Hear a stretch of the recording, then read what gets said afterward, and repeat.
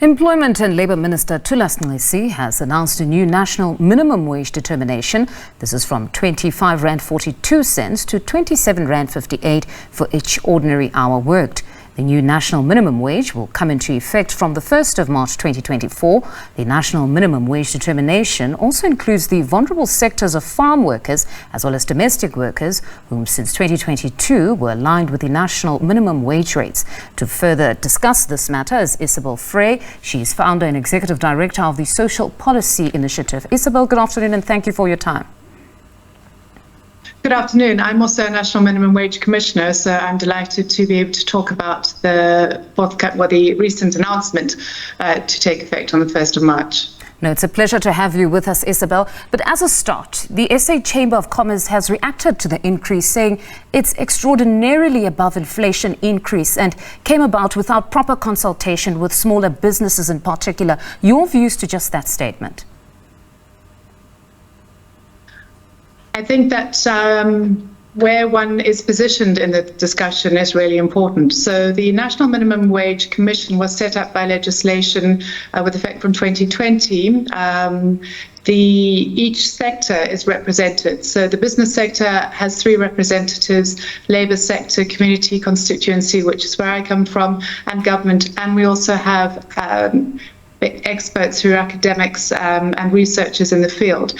So business has been represented and continues to be represented throughout when we go into the deliberations on the increases. I think it's important to recognise what the aim of the Commission and the National Minimum Wage legislation is there for, and it really is to reduce increase the floor of wages in South Africa, which still hark back to apartheid wages, where unskilled labour was really there to foster an incredibly unfair and extractive economy. So we need to be asking, what is a fair wage? If the Chamber of Commerce says that the new increase, which comes up to just over 4,400 Rand, is unfair. If you look at the dependency ratios of 12, which many low-income earners are really faced with on a daily basis, and the fact that there is no social security for working-age adults who are unemployed, we need to ask where the burden of poverty is meant to fall in this country. I think the other point that we could discuss is also the question of exemptions. As the Commission, we're very aware of the fact that not every employer would be able to afford to pay the national minimum wage. And so the law is very clear about a process by which employers can apply to the Department of Labour for an exemption. They just need to cite their income and affordability, and each is then seen on a case-by-case basis. And I must say, Isobel, this particular increase has been widely commended in certain quarters, but particularly for them, they're saying their issue is that generally government does consult business, but when we talk of representation among the business sector, it's really the bigger business and not necessarily the smaller businesses. And we all know that stats have shown that SMMEs are employing more people than the bigger business of late. Absolutely, and it's really encouraging that they are interested in getting involved. In fact, we have national calls for consultation. Representations are made to the Department of Labour, and I think those happened in between September and October last year. So there are opportunities where sectoral interests can be made and the cases can be put forward. So we did not receive as many representations as we're expecting. And I think maybe that's where in coming years we can be looking at people coming forward and saying, this is what we can afford, this is what we can't afford. Because the point about SMMEs is really valid.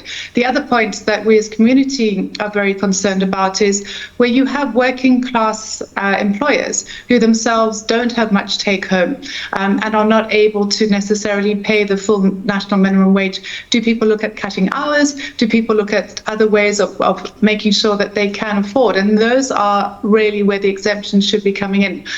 The challenge is that for so many decades and generations, unskilled people were paid something which was not a living wage. I mean, the 4,400 falls well below the decent standard of living, which is linked to a living wage, which is just over 6,000 rand. So the greatest driver of income inequality in South Africa is wage differentials. We have incredibly high wages at the top levels, and it seems that as wages go down, the intention to ensure that everybody is able to live a decent standard of living seems to falter down as the workers get lower skilled.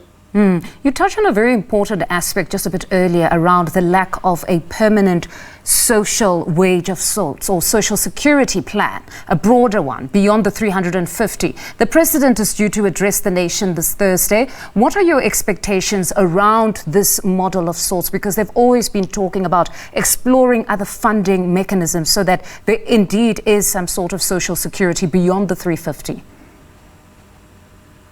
Absolutely. My research institute, the Social Policy Initiative, has just launched a new research paper looking at the affordability of a decent universal basic income. So the models that we've shown and demonstrated make the point that a self-funded universal basic income could come in at 1,500, and because of the positive multipliers and feedback as that money feeds through the economy and the tax then is brought back on the greater consumption, as well as the other positive multipliers that it has, this kind of assistance is completely affordable. Now, the state's been looking at this in earnest since 2002. It seems that government needs to really look at where the funding can come from, because the research has been done time and time again. NEDLAC, we had a commission of inquiry looking into comprehensive social security, which included universal basic income.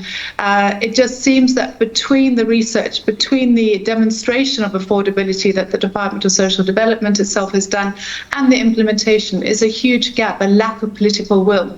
We think that perhaps this being an election year, it might be that policymakers are able to listen to the plight of people who just don't have enough to get by. And that's the point, that if organised business is saying that they shouldn't have to be burdened with the payment of a living wage, then maybe we need to look to the state and say what higher taxation of profits could then lead to a greater revenue source, which could then lead to the implementation of a universal basic income. I think the point that we come up with time and time again is that distribution of income in this country is not only unfair, but is also stifling economic growth. Our economy hasn't grown for 15 years, and the less growth that we see, the fewer our choices are in correcting it. South Africa's got the highest unemployment rate in the world. It's the most unequal country in the world. The kinds of solutions that we embrace in order to remedy that need to be as large as the problem, and the problem is a large one.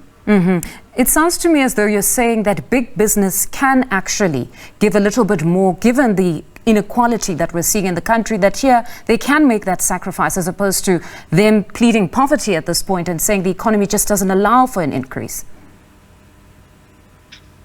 I think that as an upper middle income country, there certainly is wealth in this country, and it doesn't sit in the hands of the 55% of people who fall below the poverty line. So if we follow the question of where is the money, it definitely lies in a private sector who have seen corporate tax cuts from 52% in 1993 to 26% in 2022. So profits have been released into the hands of shareholders and into the hands of big businesses. We say those should really be going back to the state in order to have a fairer distribution, because we can't look to the private sector to distribute those evenly and equally through salaries. We can see their reaction to a national minimum wage, not maximum wage, national minimum wage, has been to object. So to leave this kind of distribution, fair distribution, in the hands of that sector doesn't seem to be going to have the desired outcomes. But again, I would like to emphasize that there is an exemption process, because we do understand that not every employer is able to do this. But the more people utilize the exemption application, the greater the feedback to the Commission about the affordability. And I think that's really what my plea would be as a National Minimum Wage Commissioner, is for people to use that so that we can collect that data. We have researchers going out on a regular basis every year to look at the kinds of affordability. We've seen that jobs have not been lost as a result of the introduction of the national minimum wage, despite a lot of the fears that the business sector put out in the negotiations. Yes. They said that domestic workers would lose jobs, and agricultural sector. We've seen an incredible increase in the standard of living of many of the lowest paid workers in the country. And I think this is something that the country should be celebrating, is that we've managed in a short period of time to raise the salaries for 6 million very low paid workers. And it's a job well done. And Isobel, beyond that, most of organised labour as well as left movements have said it actually stimulates the economy because there'd be greater demand. If you've got more money circulating in the economy, then it's all the better. Absolutely. The more money circulating in the hands, especially of poorer people, richer people, if you look statistically, people with more income tend to save more, people with less income tend to spend it because they don't have surplus to save. So much more money is being circulated on goods and on products and services that are being utilised. Those in turn kick up the value chain, generating VAT at every intersection of the production, consumption and retail chain. All of that is generating retail. It's also creating jobs through that demand and improving people's quality of life. So that redistribution, as I was saying, where the state needs to come in and has come in and said, we play a role here, is one of the most important aspects. And that's also why social security is so important, because it ensures that every person in this country becomes a consumer, which in turn stimulates that demand cycle that you were talking about. Isobel, thank you very much for your insights this afternoon. That's Isobel Frye. She's founder and executive director of the Social Policy Initiative, as well as the National Minimum Wage Commissioner.